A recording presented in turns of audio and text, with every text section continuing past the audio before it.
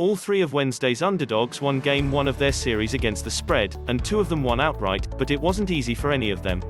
The Memphis Grizzlies overcame a 14-point lead to stun the top-ranked Utah Jazz, and while the Washington Wizards led for parts of Game 1 against the Philadelphia 76ers, they were outclassed enough in the second half to make Wizards bettors sweat out the fourth quarter. The Atlanta Hawks Game 1 battle with the New York Knicks went down to the wire and could have gone either way. In that sense, no single outcome was definitive enough to be reliable for Game 2. We're going to have to look at what works on a matchup-by-matchup basis to pick today's winners, and with that in mind, this slate looks more favorable to the favorites than Sunday did.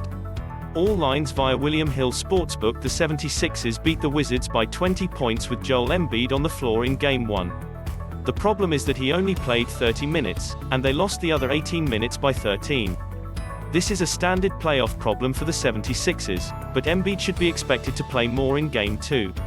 After all, he was likely rusty after not playing in a game for 9 days. Washington has no real answer for Philadelphia's star center, and if the 76ers exploit that advantage more aggressively, they should win this comfortably. This is a game you should avoid, honestly. Julius Randle played one of his worst games of the year in Game 1, but dominated Atlanta in the regular season.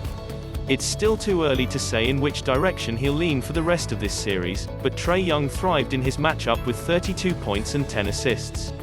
New York could divert minutes away from Elfrid Payton and toward Frank Ntilikina in the hopes of slowing him down, as it did in the final minute of Game 1, but Tom Thibodeau has thus far shown no inclination toward doing that.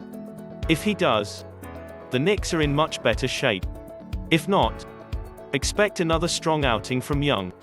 Considering Thibodeau's track record, the latter seems slightly likelier.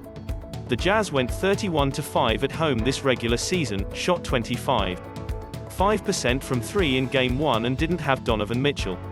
We know they'll have Mitchell for Game 2, and logic dictates they'll regress closer to the mean from behind the arc as well. If Mitchell is anywhere close to 100%, Utah's home dominance should carry it to a statement win in Game 2.